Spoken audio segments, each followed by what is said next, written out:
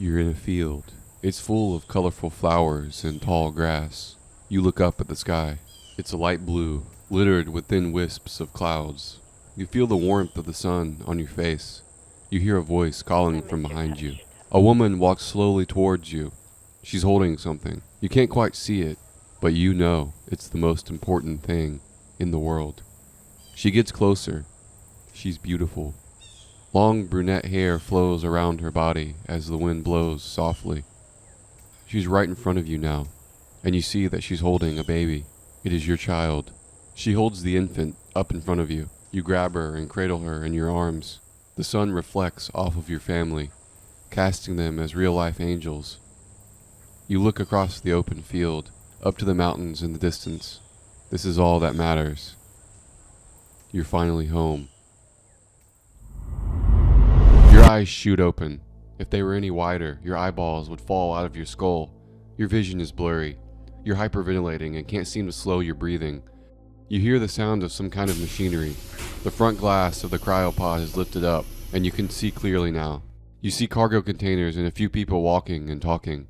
Other cryopods begin to open around you. Soldiers wake up from their artificial slumber, groggy and agitated. A gruff voice rings through the air, reverberating off the metal walls. "All right, everybody up and at 'em.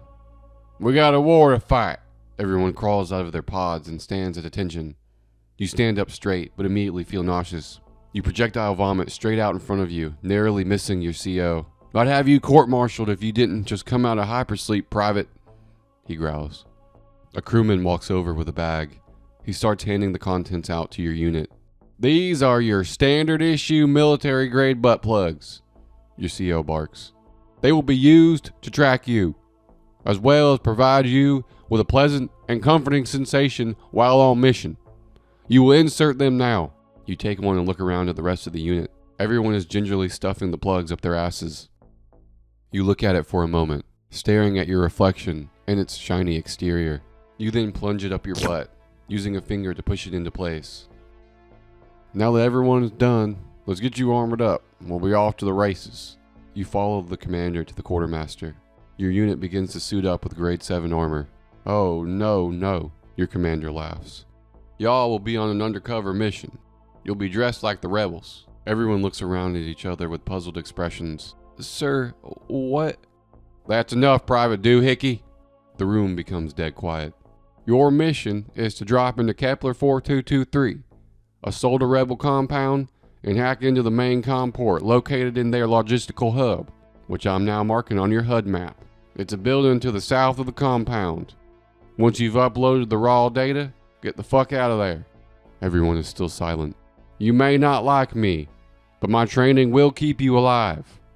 As you know, I do not look down on furries, bronies, gooners, or gamers. Here you are all equally retarded and equally expendable. If my training does not serve you well, and you are killed in the line of duty, you will not be buried with military honors, but your sacrifice will be felt throughout the collective." The quartermaster issues SC-23 directed laser rifles to your unit. You grab one and load it, grabbing several extra power packs. You follow your CO to the drop pod launch bay. You climb into the nearest one and strap in, grabbing the needle hanging next to you. You stick it into yourself and inject a cocktail of pure Monster Energy drink extract and Japanese Android P directly into your veins. It's an almost 500-year-old serum, but it gets the job done. That's why the military still uses it. Old Faithful. Your vision gets sharper, your balls get bigger, and you begin to feel the urge to kill. The light in front of the bay turns from red to green, and a loud siren begins to blare. You pull the safety switch and hit engage.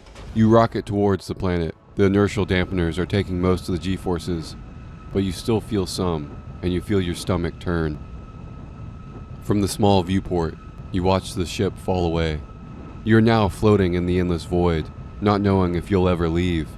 Soon your pod breaks the atmosphere and begins to shake. You get to about a half a kilometer from the surface, and the pod begins to slow down. A minute later, your pod has landed safely on the planet, and you hit the hatch release. Sunlight hits your eyes, and you recoil momentarily. Once your eyes adjust, you see a bright blue sky and tall grass. You climb slowly out of your pod and look around. Your squad mates have landed as well, and are getting adjusted to the bright conditions. Sergeant McEwen has to hit the emergency release on his pod because his hatch is stuck. He climbs, stumbles out. Aye, where can a lad take a shite around here? My belly is fucking talking to me. You look over and see Corporal Bigman walking, waddling, angry towards the scene. Sergeant, what the fuck do you think you're doing?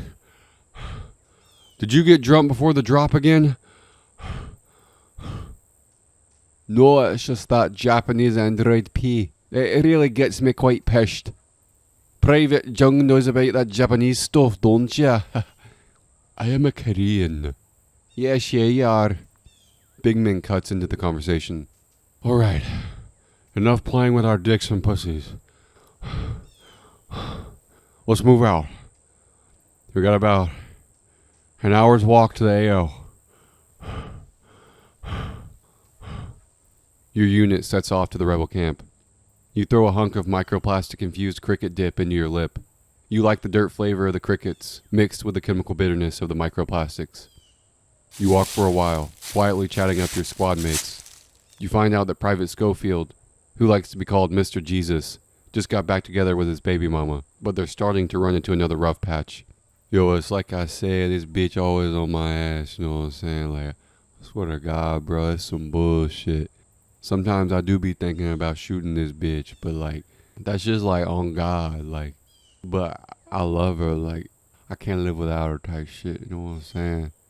You're contemplating how to answer when Corporal Bigman stops suddenly, almost tumbling over.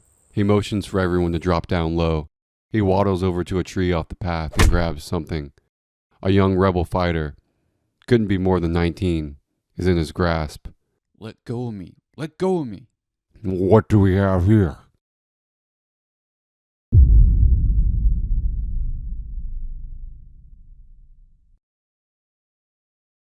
Hey guys, thanks for watching another one of my videos. If you liked the video, please inject your Monster Energy drink Japanese Android P cocktail, keep your head on a swivel, and, if necessary, give your life for the collective. As always, I'm a gay Korean.